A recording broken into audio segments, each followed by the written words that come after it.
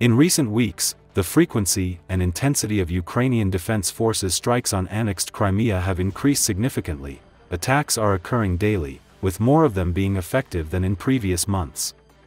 Krym.Realii investigated how this relates to the prolonged thinning of Russian air defenses on the Crimean Peninsula, as well as Ukraine's acquisition of new weapons. In November, attacks on Russian military facilities in annexed Crimea became more frequent than in previous months, and Ukraine also launched strikes on energy facilities and strategic enterprises. Recently, Madyar Brovdi, commander of the Center for Unmanned Systems, reported new strikes on Russian military infrastructure on the Crimean Peninsula. According to him, the SBS birds visited the Brom chemical plant in Krasnoperekopsk, which operates for the Russian military-industrial complex, and also hit a number of energy facilities critical to the power grid. Then Krymsky Vita reported that the 220 kV Krasnoperekopsk substation, located near the Crimean soda plant, was damaged. This substation is a key element of the peninsula's power grid, one of the key transmission lines. The main intelligence directorate of the Ukrainian Ministry of Defense announced a strike on a Russian Ka-27 helicopter, as well as on a number of radar stations in annexed Crimea. According to the researchers, the Lyra A-10 airfield radar was located 3 kilometers south of Simferopol Airport, while the 55 ZH-6 Unibo-U and 1 L-13-3 Nebo-SV radars were located on the territory of a military unit between the village of Yutnoy in the Saksky district and Yevpatoria.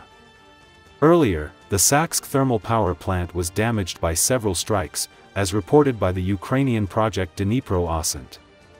A published satellite image shows significant damage to part of the main structure, the turbine hull, at the power plant.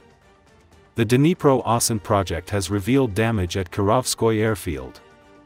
According to the report, destroyed operator property and a charred area near the hangar are visible near the hangar.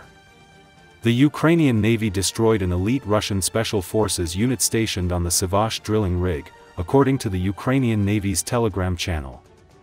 In addition to the reconnaissance and surveillance equipment, a Russian anti-tank missile crew was also destroyed.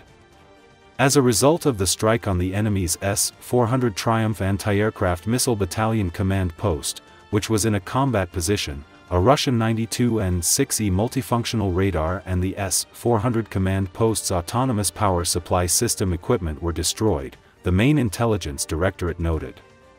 The escalation of strikes against targets in Crimea and the increasing effectiveness of attacks indicate, first and foremost, changes in the Russian air defense system on the peninsula, primarily its weakening. Ukrainian Defense Forces have destroyed dozens of radar stations and a number of anti-aircraft missile systems in recent months. Apparently, Russia is failing to replace these losses, and gaps are appearing in the air defense system, which the Ukrainian military is successfully exploiting. A Crimean military expert, a former Ukrainian officer, and a lieutenant colonel in the Ukrainian Armed Forces Reserve, shared his opinion with Krym.Realii on condition of anonymity. The expert also believes that strikes against energy infrastructure, oil depots and electrical substations, reduce the logistical capabilities of Russian troops. When there's nowhere to store fuel, tankers have to travel tens and hundreds of kilometers from accessible storage bases. The same applies to energy supply. It's also a means of supporting combat operations, including rear echelon units, the Crimean expert emphasizes. A retired captain of the third rank, who previously served in Ukrainian military intelligence, commented on the possible reason for the increased effectiveness of attacks on Crimean targets to Krym.Realii on condition of anonymity. The weakening of Russian air defenses is one of the main factors, but I would also like to note the increased combat capabilities of the self-propelled howitzers. New types of weapons are being used, and annexed Crimea has become a testing ground for them, notes the retired officer.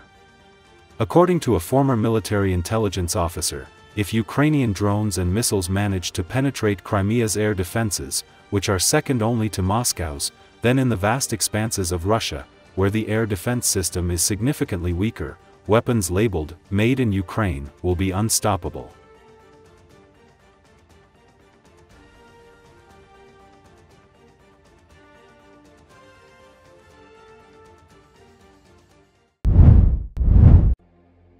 The European Union sharpened its stance Wednesday on the US-backed effort for peace talks between Ukraine and Russia, laying out firm principles it says must guide any negotiations.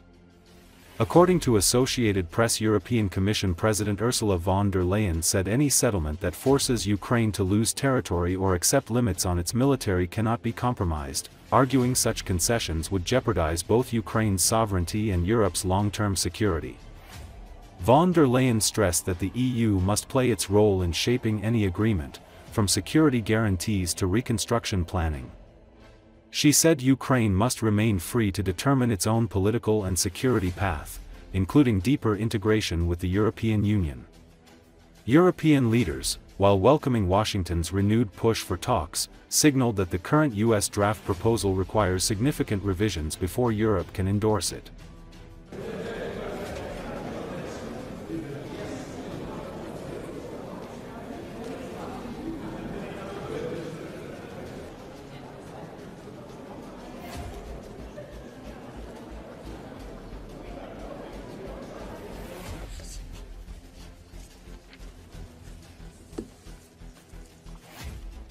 Any agreement should deliver a just and lasting peace. And it should ensure real security for Ukraine and Europe. As a sovereign nation, there can be no limitations on Ukraine's armed forces that would leave the country vulnerable to future attacks. And this is as much about deterrence as it is about Europe's security, because Ukraine's security is Europe's security, so Ukraine needs robust, long-term and credible security guarantees as part of a wider package to dissuade and deter any future attacks from Russia.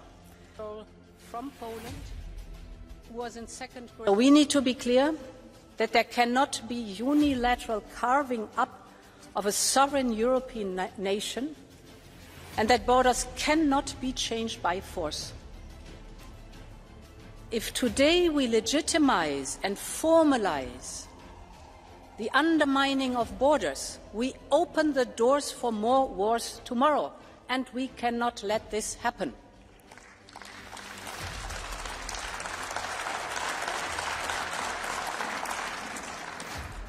Sovereignty also means being able to choose your own future.